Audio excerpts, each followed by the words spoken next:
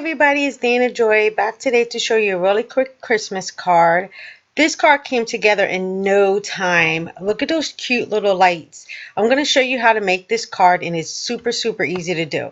First, you're just going to start off with some craft cardstock, and I'm using a light stamp from Your Next Stamp. I'll link that to the bottom. I can't remember exactly the name of that stamp. So I'm going to go ahead and stamp it along the corner, and I like to have the corner facing me when I start.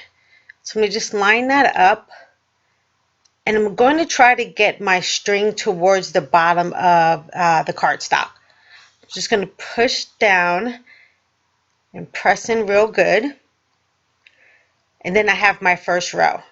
So now I'm going to go ahead and ink my stamp back up.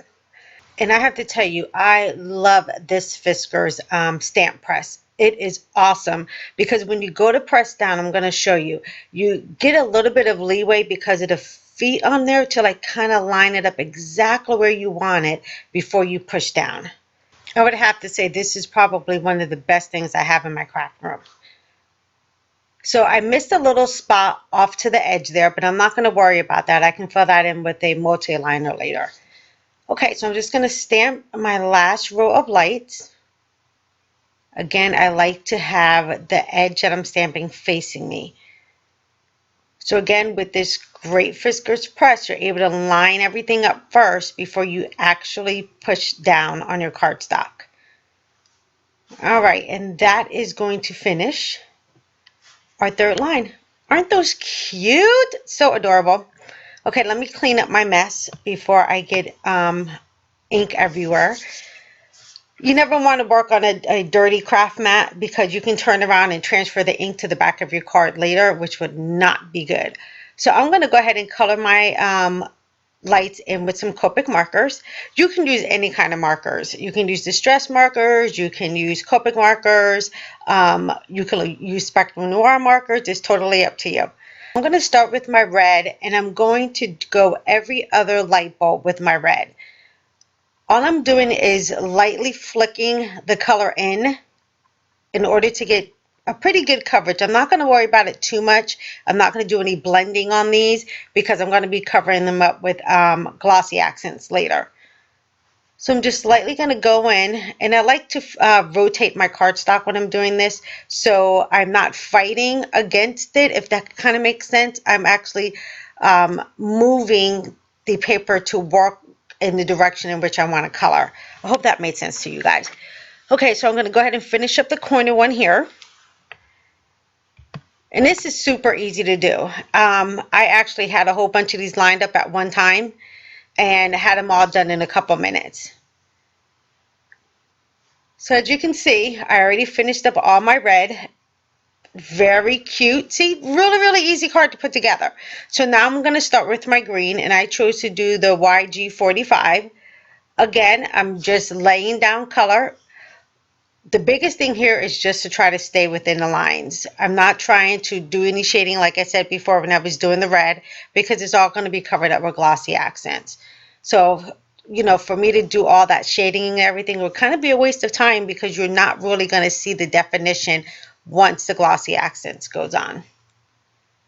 And like I said, you can do these in a variety of colors. You don't have to do what I have done here and just pick two colors. You can have a multicolored strand. I mean, it's totally up to you. This little design is very versatile. So I'm just going to go ahead and finish up all of those little green bulbs. And again, just making sure I stay within the lines. Nothing too fancy.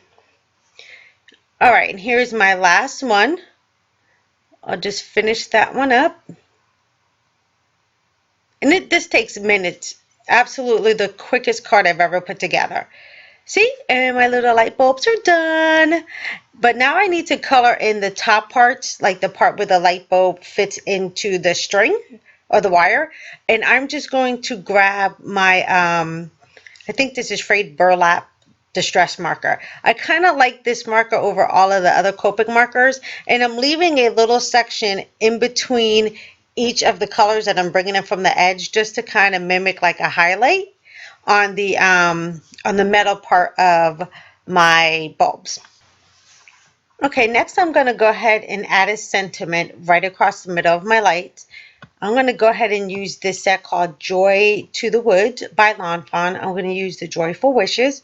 Of course, you know I always have to play up my last name during the holidays. I'm going to go ahead and line that up where I want it first. Make sure I get it on there straight before I go ahead and grab my stamp press. I really love the grit lines on this press as well. It helps to line up your sentiments pretty good. So I'm just going to use some Memento ink for my sentiment here. Just going to ink it up pretty good and then go ahead and line it up. And those grit lines work perfect too for like getting it even on the side of a card as well, to make sure you're lined up evenly on the side of a card. All right, perfect. Look how cute. Didn't take me any time at all. But now I want to add a little bit of contrast to my panel. So I'm going to use my white sepia pen. And I love, love, love this pen. I know there's other white pens on the market, but I really love this one the best. And I'm just going to kind of like doodle 2 dots on each side of the line. Nothing fancy. I just want to bring one more color to the panel of this card, since my background is going to be white as well. And there you have it. I think I'm going to add a little bit more, and I think I want to go ahead and add some to the end of the lights.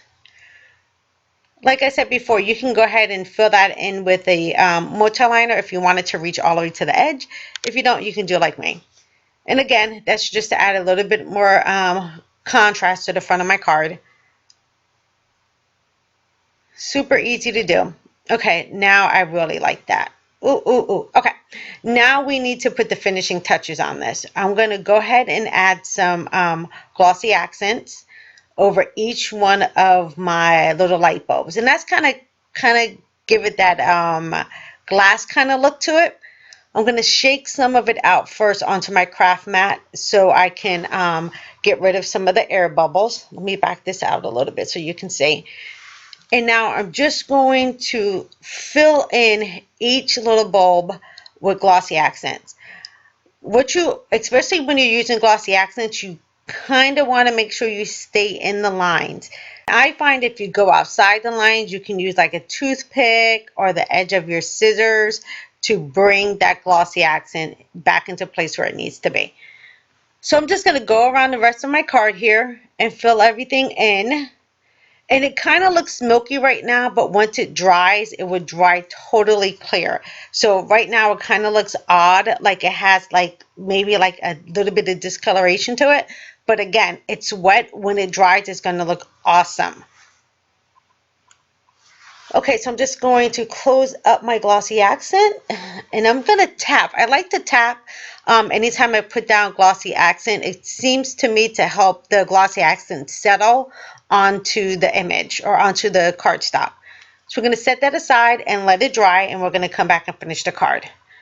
All right, and this is what it looks like when it's done. How cute! Super, super easy. And I went ahead with a Copic marker and actually did like little shadows on each corner of my light bulb. Quick and easy card. Now, all I'm going to do is grab a card base that I already cut down. And these squares, by the way, are 4x4 size squares. I'm just going to grab some adhesive and put this onto my little card. I really love the way this card came out. You can mass produce these in no time. If you're watching TV, grab a couple of Copic markers, sit down and color. You can do all your glossy accents at one time as well. So let me show you some other ones that I did. This was a different kind of color scheme. It's more of like a hot pink and a blue. So I'm going to go ahead and add that to a card front as well. I already had adhesive on the back of that one. So as you can see, you can do so many pretty cards with this. So, and super, super easy, people. Look, I mass produced those in no time at all. So make sure you go ahead and get those cards done. They're super easy to do, and I will check you guys out soon. Go forth and be crafty. If you want to check out more videos by me, go ahead and hit the subscribe button. You don't want to miss a thing. You can also check me out on my blog right here by clicking the link. I would love to have you follow me on all of my social media websites. I hope you guys have a fantastic day. Go forth and be crafty.